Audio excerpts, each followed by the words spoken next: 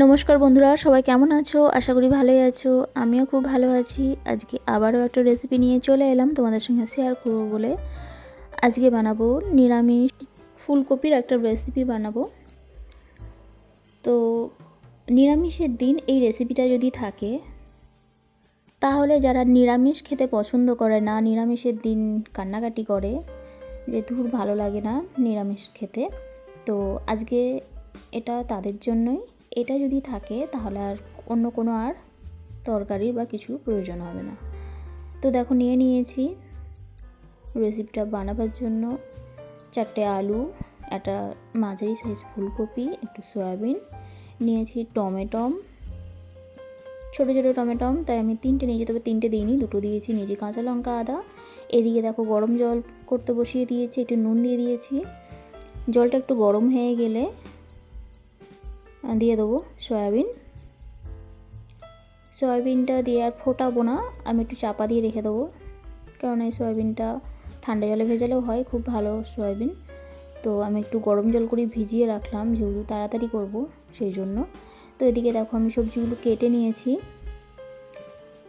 আলু, ফুলকপি, কাঁচা লঙ্কা, ওইদিকে আদাটাও বেটে নিয়েছি, নিয়েছি এদিকে সয়াবিনটাও তুলে নিয়েছি জল থেকে, নিয়েছি টমেটো, একটু ধনেপাতা ছিল সেটাও নিয়ে নিলাম। ধনেপাতাটাকে ধুয়ে নিয়েছি, কেটে কুচিয়ে রেখে দিলাম রেডি করে।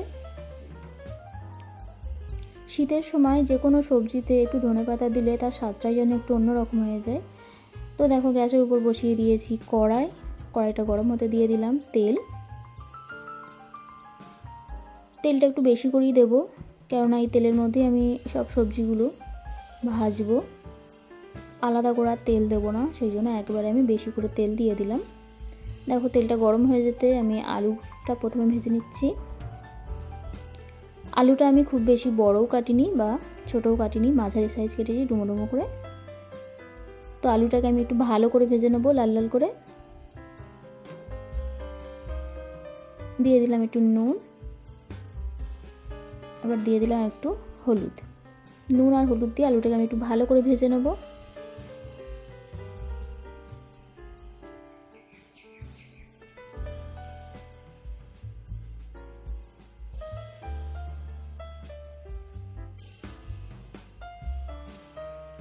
দেখো আলুটা প্রায় ভাজা হয়ে এসেছে, আলুটা ভাজতে ভাজতে অনেকটা সিদ্ধ হয়ে গেছে,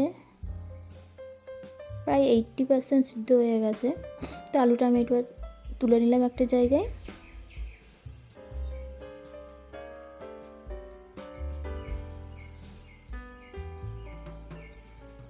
আলুটা তুলে নেওয়ার পর ওই তেলেতেই আবার দিয়ে দিলাম ফুলকপি।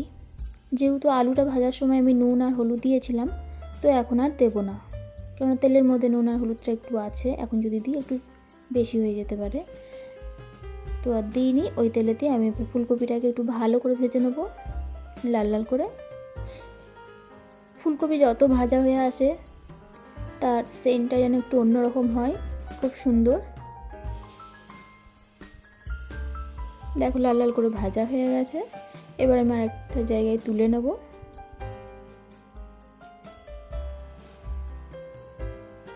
ফুলকপিটা তুলে নেবার পর এবার ওই তেলেতেই আমি দিয়ে দিলাম সয়াবিনটা ভেজাবার সময় একটু নুন দিয়ে ভিজিয়ে রেখেছিলাম গরম জলে, আর তেলের মধ্যেও তো কিছুটা আছে নুন আর হলুদ, তো সেই জন্য আর কিছু দিলাম না, ওই তেলের মধ্যে একটু ভালো করে ভেজে নিচ্ছি।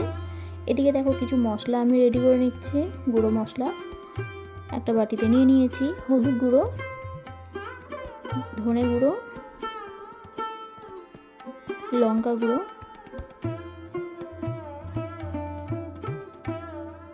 আর জিরে গুঁড়ো। এবার এই মশলাটা আমি একটু জল দিয়ে রেডি করে রাখবো। এটা যদি গোটা মশলা শিলে বেটে নিতাম আরও সুন্দর স্বাদ হতো, তো আমি আর গোটা মশলাটা বাটিনি, গুঁড়ো মশলাটাই আমি একটু জল দিয়ে গুলে রেখেছি। তো এদিকে দেখো আমার সয়াবিনটা ভাজা হয়ে গেছে প্রায় লাল লাল করে, এবার আমি সয়াবিনটা একে একে তুলে নেব।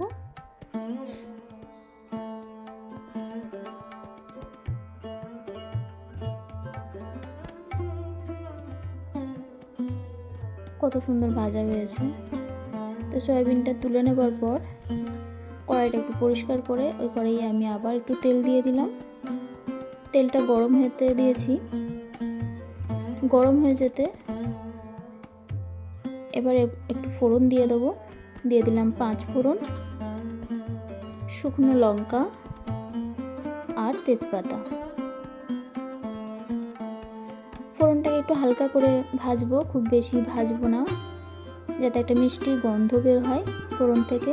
ততক্ষণ বেশি ভাজলে পুড়ে গেলে স্বাদটা নষ্ট হয়ে যায়, গন্ধটাও খারাপ লাগে। তো ফোড়নটা ভাজা হয়ে যেতে হালকা করে দিয়ে দিলাম টমেটোমটা একটু ভেজে নিয়ে দিয়ে দিলাম নুনটা দিলাম। টমেটোমটা তাড়াতাড়ি নরম হয়ে যাবে।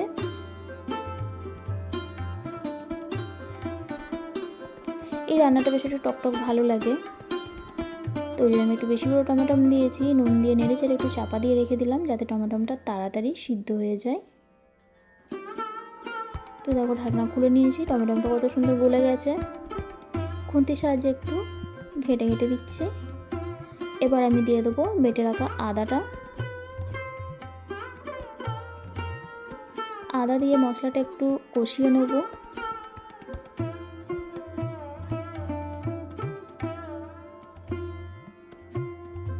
এবার আমি দিয়ে দিলাম এই যে মশলাটা আমি রেডি করে রেখেছিলাম জলে গুলে, সেই মশলাটা। এবার সব কটা উপকরণ আমি ভালো করে কষিয়ে নেব। একটু তেল ছেড়ে এলে, যতক্ষণ না তেল ছেড়ে আসছে ততক্ষণ। তো নিরামিষ দিন মানে আদা এইরকম মশলা খুব বেশি কষাবার প্রয়োজন হয় না। তো যাই হোক আমি কষিয়ে নিলাম। দেখো তেল ছেড়ে এসেছে, দিয়ে দিলাম চেরা কাঁচা লঙ্কা। তো এবার আমি দিয়ে দেবো ভেজে রাখা সব সবজিগুলো। ভেজে রাখা সবজিগুলো দিয়ে একটু ভালো করে মিশিয়ে নেব এপিট ওপিট করে।